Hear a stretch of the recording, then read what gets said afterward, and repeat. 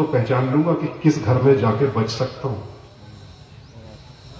कौन सा बच्चा मेरा है जो खतरे में है।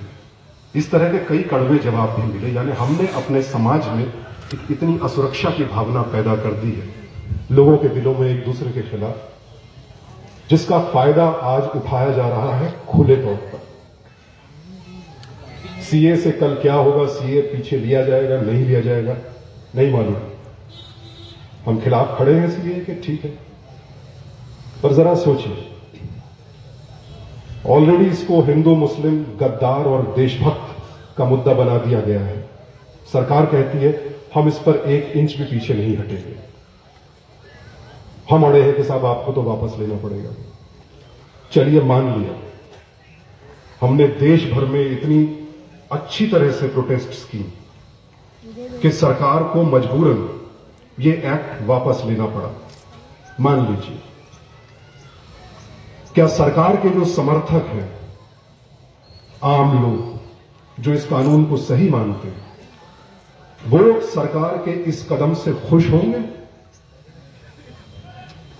अगर हमारा मुद्दा यह है कि इस कानून पर हमें सरकार को झुकाना है, क्या हमारी जीत से ये नफरतें खत्म होंगी या और बढ़ेंगी? एक बहुत बड़ा सवाल है जिस पर हम सबको सोचना होगा, क्योंकि हालात अब उस हद तक आ गए हैं कि ये सबके लिए आर या पार की लड़ाई होगी। और नफरतें और बढ़ाना भाई बस का नहीं है। जो दिल्ली में हुआ वो कहीं नहीं होना चाहिए। इसलिए घरों से बाहर निकलिए, अपने सोशल मीडिया से बाहर निकलिए, दोस्तों से जो दोस्त अब बात करना बंद कर चुके हैं उनसे वापस बात करना शुरू कीजिए कि भाई चलिए सीए के मुद्दे पर लड़ाई होती रहेगी, कानूनन लड़ाई होती रहेगी, जो भी, लेकिन सीए की वजह से ना मुझे तुमसे नफरत है ना तुम्हें मुझसे नफरत होनी चाहिए। आपके हाथ में इस वक्त अपना मोहल्ला, अपना गांव और अपना शहर है। यहां हिंसा की आग नहीं भड़कनी चाहिए, और वो आग भड़कने से तभी रोक सकते हैं जब आपस में बातचीत होगी। और क्या संदेश दूर से ज्यादा है?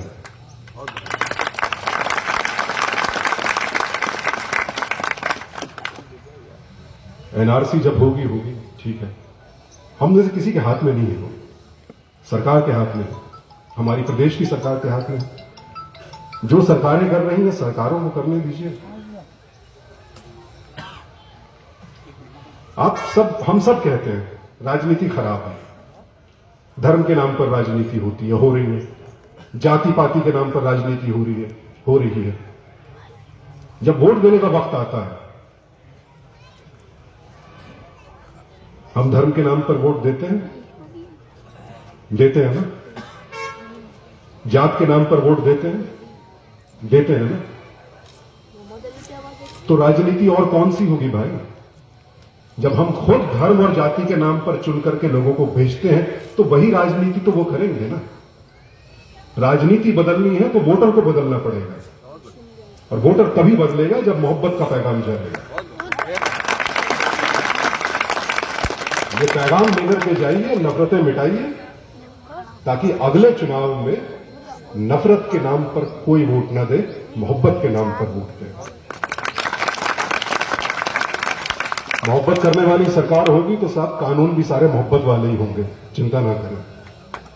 और एनआरसी होगी, हो जाएगी साहब, कोई बात नहीं। डिटेंशन सेंटर में जाने का वक्त आएगा, कोई बात नहीं, साथ ही चलूंगा आपके, चिंता ना करें। शुक्रिया, जय हिंद, वंदे मातरम, सलाम वालेकुम।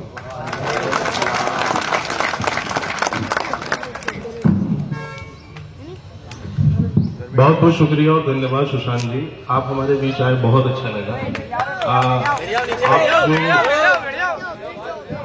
पूरे देश में मोहब्बत का पैगाम दे रहे हैं, हम सब देवास की आवाम भी ये तय करते हैं कि भाई ने जो मोहब्बत की बातें कही, और यकीनन हमें जीत मोहब्बत ही से मिलेगी, क्योंकि किसी शायर का एक शेर है कि ये दुनिया नफरतों के आखिरी स्टेज पर है, ये दुनिया नफरतों के आखिरी स्टेज पर है और इसका इलाज सिर्फ मोहब्बत है। आपने जो मोहब्बत का पैगाम दिया, हम आपका इस्तकबाल करते हैं, खैर मकदम करते हैं। और आप जिस काम को लेकर चल रहे हैं उसमें हम भी आपके साथ साथ हैं। और ये 45 दिन से हमारा प्रोटेस्ट चल रहा है, शांतिपूर्वक तरीके से चल रहा है। किसी भी किस्म का यहाँ पे कोई ऐसा काम नहीं हुआ जो गैर संवैधानिक हो। और यहाँ पर हिंदू, मुस्लिम, सिख, ईसाई सभी कम्युनिटी के लोग जुड़े हुए हैं और मोहब्बत के साथ इस काम को अंजाम तक पहुंचे।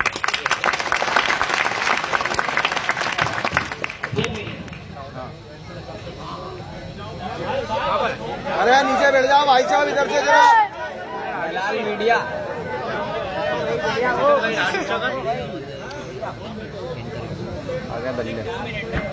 अरे बैठ जाओ भैया, बैठ जाओ।